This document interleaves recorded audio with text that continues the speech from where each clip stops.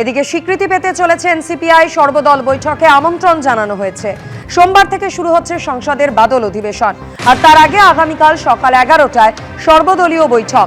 সেই বৈঠকে ডাক পেল বিদ্রোহী তৃণমূল সাংসদদের এনসিপিআই সাংসদকে আমন্ত্রণ জানানো হয়েছে সুদীপ বন্দ্যোপাধ্যায়কে সংসদীয় মন্ত্রীর চিঠি। রবিবার বিকেলে 20 জন সাংসদকে নিয়ে বৈঠকে এনসিপিআই কে হবেন লোকসভার নেতা, ডেপুটি লিডার, চিফ ভিপি বা কে হবেন ঠিক করতে সংসদ ভবনে 20 জন সাংসদকে নিয়ে বৈঠকে বসতে চলেছে এনসিপিআই। 21শে জুলাই সকাল 9:30টায় এনডিএর বৈঠক, যেখানে থাকবেন প্রধানমন্ত্রী। 21শে জুলাই এনডিএর সেই বৈঠকেই থাকবেন সুদীপ বন্দ্যোপাধ্যায়, কাকলি ঘোষ দস্তিদাররা, এমনটাই খবর সূত্রে।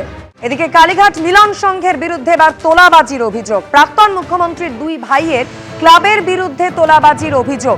এলাকায় থাকতে দেওয়ার নামে টাকা তোলা হতো, প্রতি মাসে টাকা তুলত কালীঘাট মিলন সংঘ ক্লাব। ঝুপড়িবাসীদের থেকে টাকা তুলত কার্তিক এবং অজিত বন্দ্যোপাধ্যায়ের লোকেরা। কালীঘাট মিলন সংঘের বিরুদ্ধে তোলাবাজির অভিযোগে সরব হয়েছেন স্থানীয় বাসিন্দারা।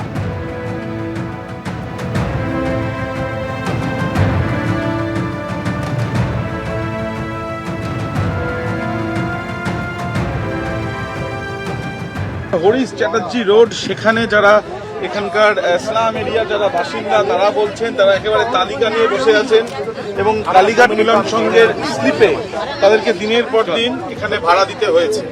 এখন স্থানীয়রা জানাচ্ছেন যে এই জায়গা কলকাতা পোর্ট ট্রাস্টের অন্তর্গত, তাহলে কালীঘাট মিলন সংঘ কেন দিনের পর দিন এই টাকা নিয়ে গিয়েছে? অনেকেই বলছেন এটা তোলাবাজির টাকা, এমনটাই তাদের বক্তব্য।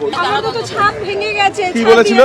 তোকে মতলব ঘরে ভাড়া দেবে না, তোরা ঘরটা তালা বন্ধ করে ঘর দিয়ে বেরিয়ে যাও, ঘরে থাকতে হবে না, এরকম ভাবে বলতো। এখন তো ছাদ পুরো ভেঙে গেছে, দুদিকে জানলা নেই, পুরো প্লাস্টারটা ভেঙে গেছে। তারপরেই আগে মাসে ফোন করে বলছে টাকা দাও, আর 1000 টাকা মাসে দিতাম, আর দেরি হলেই বলতো কি ঘরটা খালি করে দাও, তালা বন্ধ। কে বলতো এটা?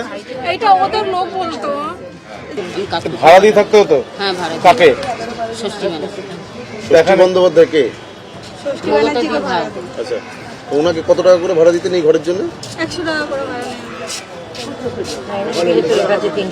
এই কালীঘাট মিলন সংঘের প্যাডে হ্যাঁ, এই টাকাটা কে নিয়ে যেত? ওনাদের লোক ষষ্ঠীটা কখনো আসে, কখনো লোক পাঠাতেন, লোক নিয়ে যেত। কেন ওনারা ভাড়া নিতেন কেন? এই জায়গাটা কি কালীঘাট মিলন সংঘের বা কারোর নির্দিষ্ট প্রপার্টি নাকি?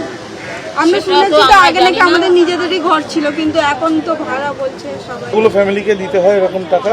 আমাদের এখানে যত বস্তিটা আছে পুরো বস্তিটাকে। প্রধানমন্ত্রীর সঙ্গে সাক্ষাৎ সুদীপ বন্দ্যোপাধ্যায়ের। আগামীকাল সর্বদল বৈঠকের আগে প্রধানমন্ত্রীর কাছে এনসিপিআইতে যোগ দেওয়া সুদীপ বন্দ্যোপাধ্যায়, সেই ছবিও দেখতে পাচ্ছেন আপনারা। এই বিষয় নিয়ে আরো বিস্তারিত জানাবেন প্রতিনিধি বিজেন্দ্র সিংহ আমাদের সঙ্গে রয়েছেন। বিজেন্দ্র, সোমবার থেকে শুরু হতে চলেছে বাদল অধিবেশন, তার আগে কি স্বীকৃতি পেতে চলেছে এনসিপিআই, কি জানতে পারছো? হ্যাঁ দেখো, এনসিপিআই দলনেতা লোকসভায় সুদীপ বন্দ্যোপাধ্যায় আজকে প্রধানমন্ত্রীর সঙ্গে দেখা করেছেন এবং প্রায় 8 ঘন্টা তাদের মধ্যে সৌজন্য সাক্ষাৎ হয়েছে, যেটা সুদীপ বন্দ্যোপাধ্যায়ের তরফ থেকে জানা গেছে। তবে যেহেতু সোমবার থেকে স্টার্ট হচ্ছে বাদল অধিবেশন, তার আগে সুদীপ বন্দ্যোপাধ্যায় প্রধানমন্ত্রীর সঙ্গে মিটিং, এবং এর আগে আমরা জানি গত সপ্তাহে তিনি যখন এসেছিলেন দিল্লি, তিনি দেখা করেছিলেন অমিত শাহর সঙ্গে, পরে স্পিকার ওম বিড়লার সঙ্গে তার বৈঠক হয়েছিল, যেখানে কাকলি ঘোষ দস্তিদার উপস্থিত ছিলেন। এখন যেহেতু এনডিএতে সব থেকে বড় শরিক, অর্থাৎ বিজেপির পর সব থেকে বড় শরিক হতে চলেছে এনসিপিআই, তারপরে রয়েছে টিডিপি এবং জেডিইউ। তাদের দলনেতা লোকসভায় অমিত শাহের সঙ্গে দেখা করার পর আজকে প্রধানমন্ত্রী নরেন্দ্র মোদীর সঙ্গে দেখা করেছেন।